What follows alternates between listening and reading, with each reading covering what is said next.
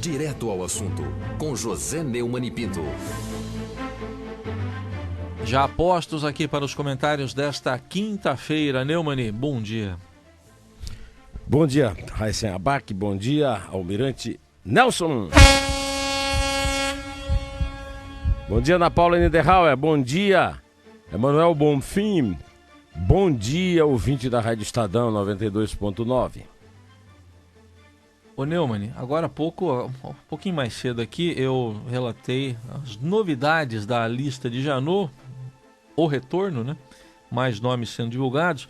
Nos nomes que eu citei aqui, tem algum que você não esperava ver destacando-se ao não ser envolvido aí em algum escândalo como esse da Lava Jato? Você ficou surpreso? Ou será que ainda tem trigo aí para ser separado do joio, hein, Neumann? Não. Não? Não há nenhum nome que agora me tenha surpreendido. Eu confesso, que há um ano mais ou menos, eu ainda podia me surpreender com alguém. Agora não, agora eu já sei que não há exceções. Eu inclusive disse aqui a você uma vez que não era a delação do fim do mundo, é a delação do mundo todo. Não é isso? Falou. A delação da Odebrecht, dos 77 da Odebrecht. Agora eu já sei que não há exceções a essa regra. Por isso mesmo, quando o mestre Modesto Carvalhosa propôs uma lista negra dos parlamentares envolvidos com o crime, o maior assalto da história, na TV Cultura, no Roda Viva, eu prometi que não votaria em nenhum parlamentar ou governante no exercício do mandato.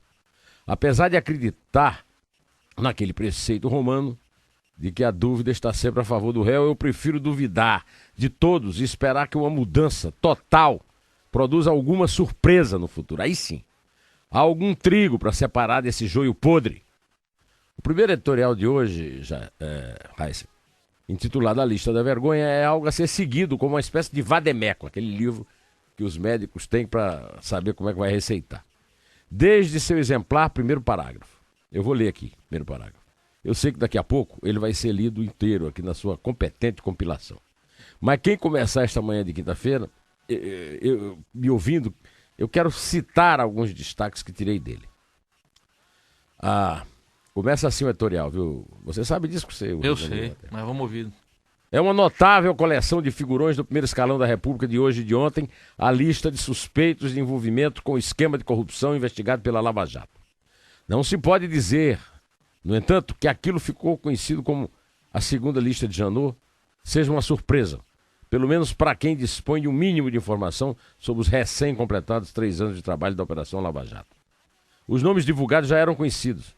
Frequentam essa espécie de noticiário policial em que se transformaram as editorias políticas dos meios de comunicação, desde que o Partido dos Trabalhadores, do impoluto Lula da Silva, fez da corrupção na gestão da coisa pública um método para a perpetuação de um projeto de poder. Essa é a verdadeira herança maldita, o grande legado do lulopetismo. 2 ex-presidentes, Lula e Dilma, pelo menos 5 ministros de Estado do governo Temer, Eliseu Padilha, Moreira Franco, Aloysio Nunes, Bruno Araújo e Gilberto Kassab, agora foi acrescentado depois do editorial Marcos Pereira. Isso. É isso? Isso. Os atuais presidentes do Senado Federal e da Câmara de Deputados, Eunice Oliveira e Rodrigo Maia, pelo menos 4 ex-ministros dos governos petistas, Antônio Palocci, Guido Mantega, que foram ministros da Fazenda. Edson Lobão e Romero Jucá, pelo menos 2 líderes tucanos, os senadores Aécio Neves, presidente do PSDB, José Serra. Além desses, 15 expoentes da representação multipartidária que integram a seleção feita pelos delatores da Odebrecht. Dezenas de outras figuras de menor expressão fazem parte do time que levou o Procurador-Geral da República, Rodrigo Janot, a solicitar ao ministro relator da Lava Jato do Supremo Tribunal Federal, Edson Fachin, a instalação de 83 inquéritos, apenas no âmbito da Suprema Corte, além de sugerir o encaminhamento de 211 outros processos em instâncias inferiores. Uma visão prospectiva dessa lista de Janot deve levar em consideração também 2 questões fundamentais. Reza ainda o editorial do Estadão. Trata-se do resultado das delações premiadas de mais de 70 executivos da Odebrecht, apenas uma das grandes empreiteiras com o rabo preso na Lava Jato. Muitas outras virão. Todo editorial, você sabe disso, Rachenbach, deveria ser lido. Aliás, não vai ser lido depois que também você fez uma compilação dele. Mas eu quero completar o raciocínio apenas para você ter a oportunidade de ouvir um resumo competente do Raíssa daqui a pouco. Até lá eu encerro a citação com o fecho e dá o caminho a seguir. As listas de Janot são uma vergonha para o país, uma vergonha. Eu me sinto sinceramente envergonhado. É preciso acabar com elas da única maneira legítima, um regime de democracia e liberdade. Eleger gente decente. Vote numa pessoa decente na próxima eleição, pelo amor de Deus, meu caro ouvinte. Tá aí, porque muitos vão tentar estender o foro privilegiado, né? É o grande projeto. Estão tentando agora manter o foro privilegiado, revolucionar a questão do Caixa 2, tudo isso, só para ficar roubando mais. Bom, e tem uma notícia que está aqui no portal do Estadão que dá para a gente a oportunidade da gente ficar nesse assunto, só que abordando um outro lado da questão. É o seguinte, em jantar realizado na noite de ontem, né, quarta-feira, com integrantes da bancada do PMDB no Senado, o presidente Michel Temer informou a alguns dos presentes que pretende acionar a Advocacia Geral da União para formalizar um pedido junto ao Supremo Tribunal Federal para que seja levantado o sigilo da segunda lista de Janot. Só que a atuação da AGU se restringiria aos integrantes do governo federal. Você acha mesmo importante que tudo seja revelado e o mais breve possível para que a sociedade possa ter essas informações mais sólidas, né, até para basear uma reação? A ideia, segundo alguns dos presentes nesse encontro, o pessoal vai engordar, hein? Como eles jantam, Como né? jantam. O meu médico, o doutor Chakra, me recomenda sempre comer menos à noite. Refeição leve tem que ser à noite, né? Seria de tentar evitar que ocorram vazamentos seletivos e graduais e que com isso haja um desgaste contínuo de integrantes da cúpula do governo. Esta é a reação do Brasil Oficial. Você lembra da história do Machado? Brasil Real, Isso, Brasil Oficial. Brasil Oficial. A do Brasil Real é de que o cidadão tem o direito de ser informado e também de comprovar na prática de que a hipótese do vazamento seletivo, que foi de Dilma e agora é da cúpula do PMDB, de Temer, é cínica. Não há vazamento seletivo, coisa nenhuma, pelo simples fato de que não há seleção nenhuma. Estão todos lá. O que é que tem a ser selecionado? A vergonha paira sobre nossas cabeças de um modo igual. E ela não é seletiva. A náusea é generalizada. A sensação é aquela descrita por um ex-político baiano, meu amigo Joaci Góes, em artigo publicado hoje na Tribuna da Bahia, em Salvador. O título do artigo é O Desespero dos Picaretas. Para termos uma ideia do cinismo dessa gente, ouçamos um parágrafo da notícia do pedido de quebra de sigilo.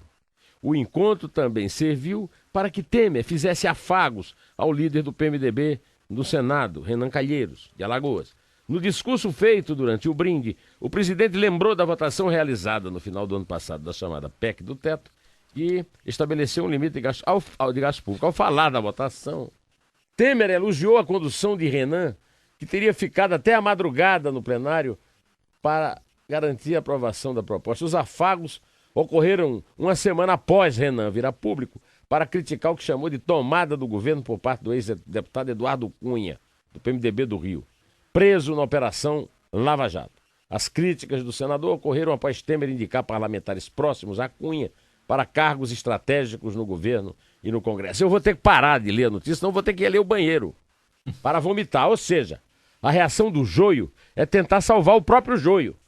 Ora, convenhamos, não há ninguém a defender no Brasil Oficial. Ninguém, Raíssa. Pois é, e o presidente Temer disse também em entrevista à Rádio CBN que a reforma da Previdência vai evitar que o país acabe na mesma situação do Rio de Janeiro, de Minas Gerais, do Rio Grande do Sul, estados que decretaram calamidade financeira. É isso mesmo, né, mano? Não. Ele mentiu.